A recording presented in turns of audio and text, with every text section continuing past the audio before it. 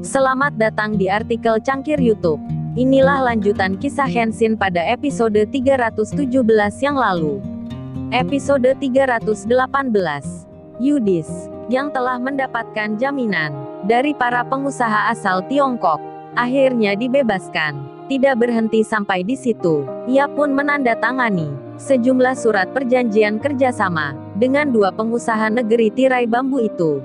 Sedangkan dua mobil sport Lamborghini yang terbakar habis karena lemparan bom Molotov dari geng motor brutal, akhirnya diambil alih oleh pihak kepolisian dan akan segera menyelesaikan dengan beberapa perusahaan asuransi terkait.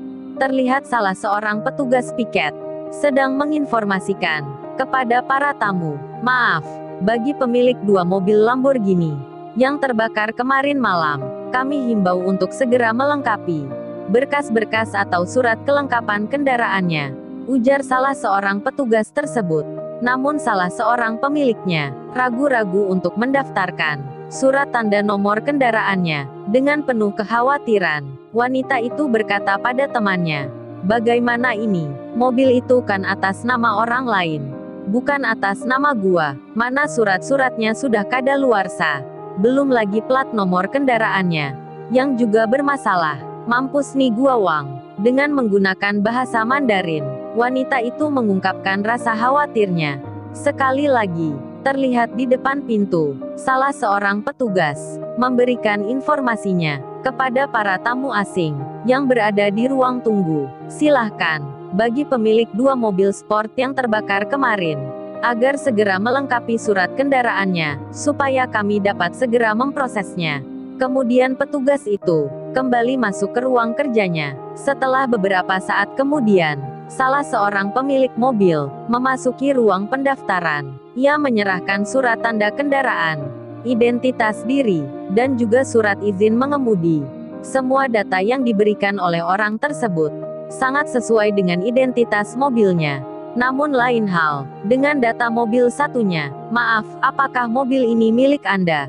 Kenapa nama dan alamat tinggal di nomor surat kendaraan dengan identitas diri Anda berbeda? Selain itu, surat nomor kendaraan Anda ini sudah kadaluarsa masa berlakunya?" tanya petugas pada Yuan Li, pemilik Lamborghini itu. "Oh ini Pak, ini karena dulu mobilnya saya beli bekas, dan mobil ini masih atas nama pemilik pertama," jawab wanita yang merupakan kerabat Yudis itu. "Lantas kenapa surat-suratnya tidak diperpanjang? Mohon BPKB atau buku pemilik kendaraan bermotornya, agar segera dilengkapi. Paling lambat besok," tanya petugas. "Oh iya Pak, besok akan segera saya lengkapi semua suratnya," ungkap wanita itu. Kemudian berjalan meninggalkan ruangan. Selang beberapa waktu, Pak Sam memerintahkan kepada anggotanya, "Tolong untuk mobil Lamborghini milik Ibu Yuan Li, agar diproses ke alamat yang bersangkutan." Perintah itu dikeluarkan Pak Sam dikarenakan adanya beberapa kejanggalan. Akhirnya, satu persatu, mobil mewah itu diperiksa semua kelengkapannya. Tak terkecuali satu mobil kerabat Yudis lainnya. Di lain tempat, Henshin, yang tengah berada dalam perjalanan, kini telah tiba di gedung pertemuan di sebuah hotel mewah. Henshin pun segera menuju ke ruang pertemuan itu, yang di sana sudah menunggu beberapa pengusaha kelas atas. Sesaat Henshin tiba, seseorang mempersilahkannya untuk duduk di meja yang sudah tertera namanya. Kursi Henshin persis di samping Pak Andi. "Silahkan duduk Mas Henshin." "Terima kasih Pak Andi." "Oh iya Pak, tadi pagi ada kabar dari Iwan. Ia menyampaikan sesuatu hal yang sepertinya ada sangkut pautnya dengan masalah yang kita bicarakan kemarin," ucap Henshin. "Oh iyakah? Terus bagaimana kelanjutannya Mas Henshin?" "Lah itu dia Pak Andi. Sambungan telepon saya terputus ketika dia ingin menyampaikan sesuatu. Sebentar, coba saya hubungi kembali." Henshin pun mengambil handphonenya dan mencoba menghubungi Iwan. Namun di saat itu, Iwan yang tengah mengamati kondisi di gudang sengaja meninggalkan handphonenya di loker. Oleh karenanya, dia tidak mengetahui siapa saja yang tengah menghubungi dirinya. Mas, untuk kotak besar itu, tolong diisi barang-barang kecil saja. Yang di sana ya, agar muat lebih banyak barang. Sembari Pak Yohana menunjuk ke arah aksesoris perkantoran di ruang tengah gudang. Baik Pak, jawab salah seorang karyawan. Sedangkan Iwan, yang melihat dan mendengarkan Pak Yohana berbicara, kemudian segera berpaling, mencoba menjauh dari mereka. Saat ia berjalan, tiba-tiba Pak Yohana memanggil, kamu, kesini. Iya kamu, cleaning service baru. Maaf Pak, ada yang bisa saya bantu? Ucap Iwan. Kamu perbantuan, atau pindahan dari kantor cabang?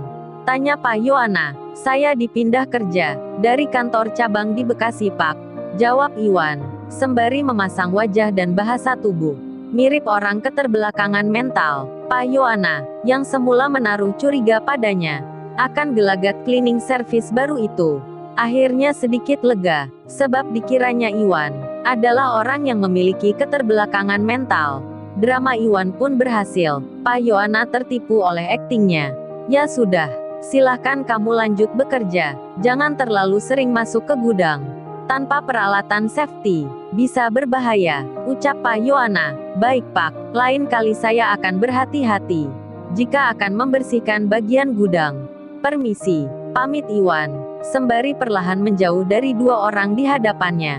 Sepertinya anak itu tidak membahayakan bisnis kita Pak Yohan, ujar Huda, orang kepercayaan Pak Yohana di bagian gudang. Ucapan kamu ada benarnya. Walaupun begitu, kita tetap harus berhati-hati. Bisa saja orang gila menyerang secara tiba-tiba. Sekarang yang perlu kita fokuskan itu adalah Sahrul, mantan cleaning service kita, yang dipindah kerja itu. Saya khawatir, jikalau dia bocorkan semua rahasia kita, pemalsuan barang, sampai hingga tempat di mana kita membuatnya. Karena dia terlanjur mengetahui semua. Ujar Pak Yohana. Baik Pak Yohan, mengenai Sahrul, saya akan segera mencari tahu di mana dia dipindah kerjakan, supaya rahasia kita akan tetap terjaga. Kalaupun nanti rahasia ini sampai keluar, maka kita harus siap untuk mencari kambing hitam yang akan kita tumbalkan. Sahut Huda, aku percaya sama kamu, atur saja strateginya, sebab sepertinya pusat sudah mulai curiga dengan bisnis kita. Sahut Pak Yohana, yang kemudian ia berjalan menjauhi Huda. Sedangkan Iwan tengah mengendap-endap, mencari tempat yang aman untuk menghubungi Hensin, sebab jikalau melalui pesan singkat, takutnya informasi rahasia itu akan bocor. Maka ia mencari kesempatan untuk menghubungi Hensin di dalam toilet, yang lumayan jauh dari kantor maupun gudang. Ia pun kemudian mengambil handphonenya, yang kemudian segera menghubungi Hensin. Telelulit, telelulit, telelulit, telelulit, telelulit, telelulit. HP Hensin berbunyi di tengah pertemuan itu. Lantas segera ia mencari lokasi. Maaf Pak Andi, Pak Gito, saya permisi sebentar, pamit Hensin. Silahkan Mas Hensin, ucap Pak Andi. Halo bro, gimana, kelanjutan ceritanya tadi pagi? Jawab Hensin. Iya mas bro, maaf, HP tadi gua taruh di loker. Gua tinggal beres-beres gudang. Dan pagi tadi, gua sempet dengar percakapan dari dua orang. Kalau sebagian barang yang dikirim bukan berasal dari distributor kantor sini, melainkan barang yang sengaja dipalsukan dan disusupkan di antara barang asli dari distributor. Sepertinya ada tempat khusus untuk memproduksi barang-barang palsu itu, sebelum pada akhirnya dicampur jadi satu untuk dikirim pada pemesan. Itu dugaan sementara dari gua. Namun bisa saja dugaan itu salah. Nanti sepulang ini, gua mampir ke tempatmu bro. Jelas Iwan. Oke bro, kalau gitu kita bahas lebih dalam lagi nanti sepulang kamu kerja. Kebetulan Pak Andi ada bersama gua siang ini, ucap Hensin. Lalu, bagaimana kisah selanjutnya? Subscribe channel ini untuk episode berikutnya. Terima kasih.